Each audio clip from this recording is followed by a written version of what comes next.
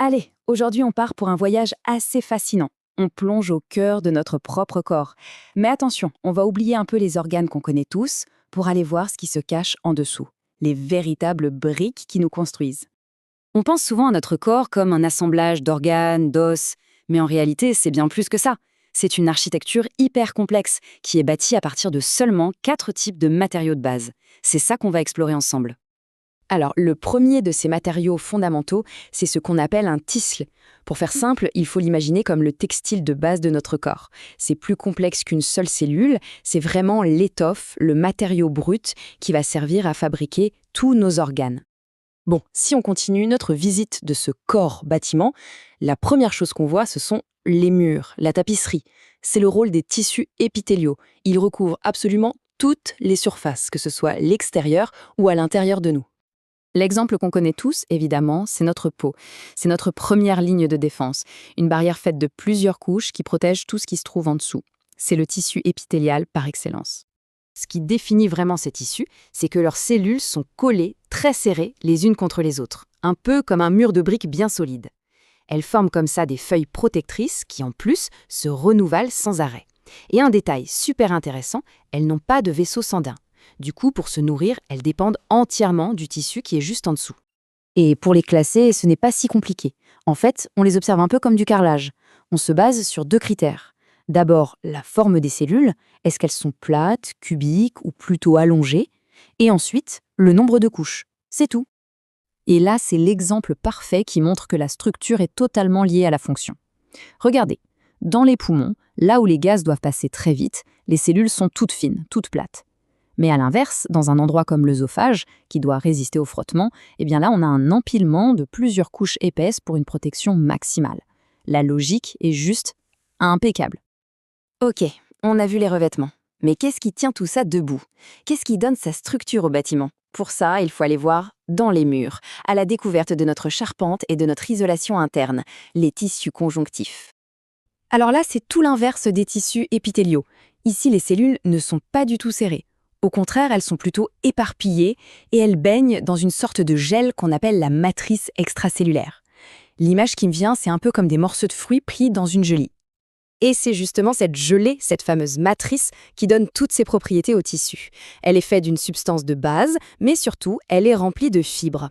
Il faut imaginer le collagène comme des câbles d'acier pour la solidité et l'élastine, bien comme des élastiques pour la souplesse. Et ce qui est vraiment dingue avec ce tissu, c'est sa polyvalence. C'est simple, il sait tout faire. Selon la recette exacte de sa matrice, il peut être complètement liquide, comme le sang, ou à l'opposé, dur comme de la pierre, comme nos os. Regardez-moi ce contraste, c'est incroyable. D'un côté, le cartilage, tout souple, un peu caoutchouteux, parfait pour amortir les chocs dans nos articulations. Et de l'autre côté, l'os, un véritable béton armé, rigide, minéralisé, qui forme notre squelette. 2 fonctions de soutien, mais des structures radicalement différentes. Et oui, ça fait aussi partie de la même grande famille, notre isolant thermique et surtout notre réserve d'énergie. C'est le tissu adipeux, tout simplement la graisse de notre corps, qui est stockée dans des cellules hyper spécialisées pour ça.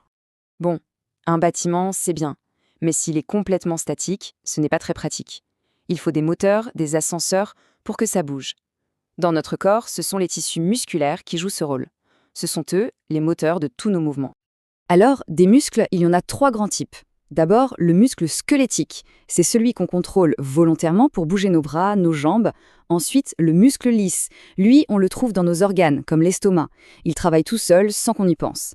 Et enfin, le muscle cardiaque, une star à lui tout seul, qui fait battre notre cœur sans jamais s'arrêter.